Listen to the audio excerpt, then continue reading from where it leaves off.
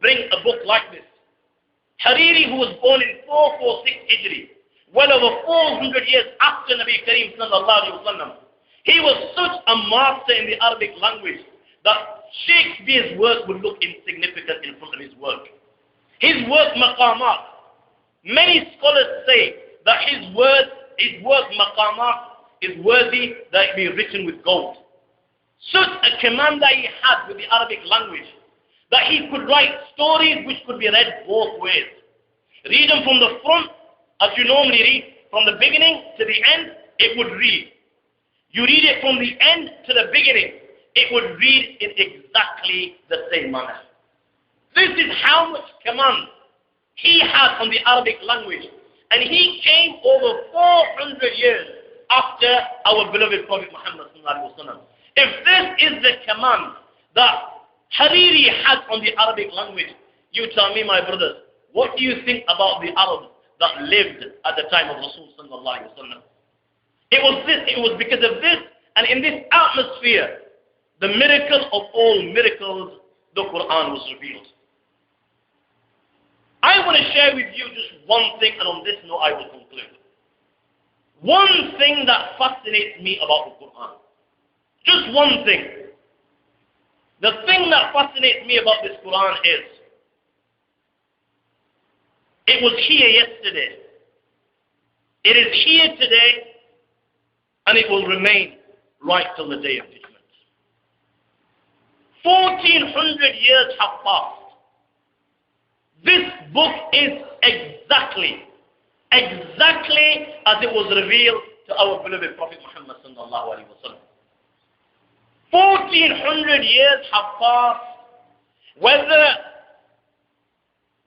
in the hearts of millions of Muslims worldwide, or whether on paper, you will not find two different copies of the Qur'an in the entire universe.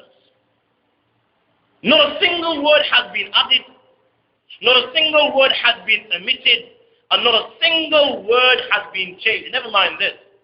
It has not even suffered the alteration of a single dot.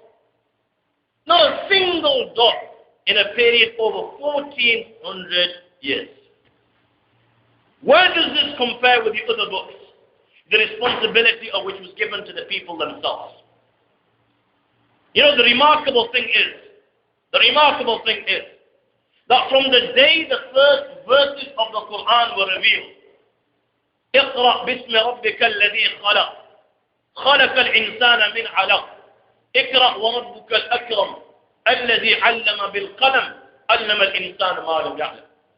From the day the first verses of the Qur'an were revealed, the enemies of the Qur'an have been bent upon destroying every word of the Qur'an, and they've been trying to do this for the last 1400 years without rest. They have been trying to put an end to the Qur'an, but the remarkable thing is, in spite of all this onslaught, as I will describe, the Qur'an is exactly as it was revealed to our beloved Prophet. Let me take you back 1400 years ago, and let us look at the atmosphere in which the Qur'an was revealed, and the circumstances in which the Qur'an was revealed. Have we forgotten the opposition and the resistance that was offered against the Qur'an? Have we forgotten the hospitality that the Qur'an received in the city of Mecca 1400 years ago? What type of reaction or hospitality do you think the Qur'an received when this book was saying with regards to the leaders of the Quraysh? What was this book saying?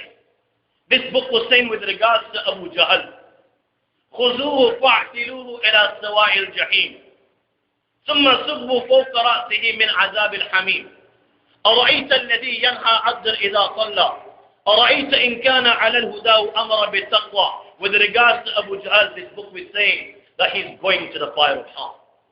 With regards to Abu Lahab, this book was saying تبت يدا أبي لهب وتب ما أغنى عنه ماله وما كسب سَيَصْلَى نَارًا ذَاتَ لَهَبٍ وَامْرَأَتُهُ حَمَّالَةَ الْحَطَبِ, that Abu Lahab is going to the fire of hell.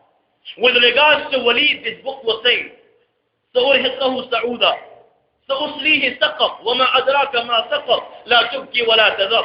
He is going to the fire of hell. When this book was saying with regards to the leaders of the Quraysh and the Kuffar at that particular time, that you are all going to go into hell, you are going to burn forever and ever and ever. How do you think these leaders who were dominant in Makkah al-Mukarramah, how do you think they received Muhammad sallallahu alaihi wasallam when he would recite upon them these verses? How do you think they received this book, the Qur'an, when this is what this book was saying? At the same time, not only this book was belittling them. It was challenging them. In short and sweet words, it was taking the mix. The book was saying to their great orators, their great speech markers, those that had mastered the Arabic language, it was challenging them. It was saying, كُلَّ إِنِ اجْتَمَعَتِ الْإِنسِ وَالْجِنِّ عَلَىٰ أَنْ يَأْتُوا بِمِثْلِ هَذَا الْقُرْآنِ. That this challenge is open to every one of you. You people claim that this book is the book of Muhammad. It is not the book of the Lord of the Arsh and Kursi. This claim remains to this very day. There are people in the world who live in this day and age who still believe that this was the work of Muhammad sallallahu alaihi wasallam. And this is the message that they convey to people and the humankind. This was the challenge. That if you people believe that Muhammad wrote this with his hands, you are also men. You claim literacy ability, versatility. You are poets. You are great orators. You are great speech markers. You have mastered the Arabic language. You are gifted with spontaneous eloquence. Write a book like, as you claim, Muhammad wrote this book. Write a book like the Qur'an. The challenge is open to any one of you.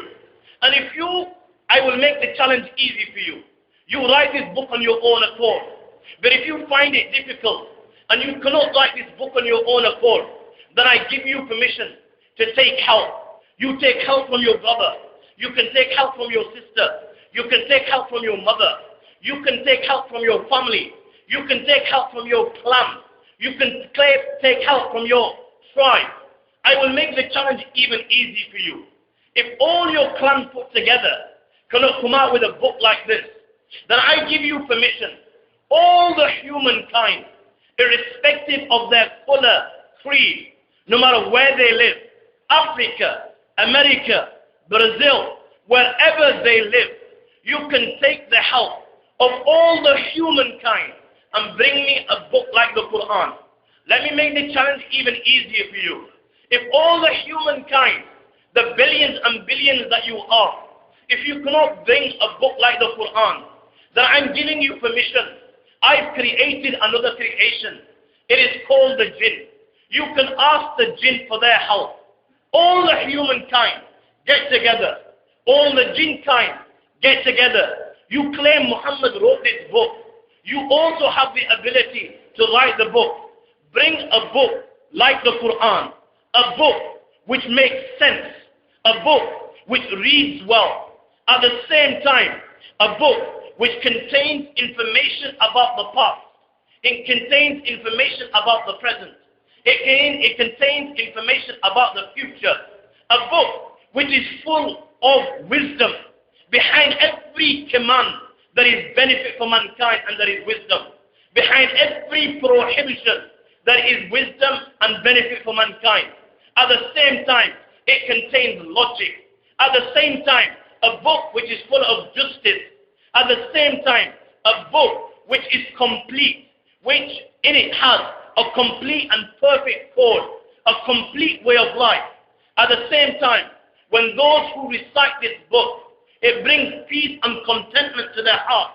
At the same time, when those that practice upon this book, it elevates them so much so that they become shining stars. At the same time, a book which entertains all those from the humankind, all those from the jinn kind, not for one era, for all eras, right till the day of judgment.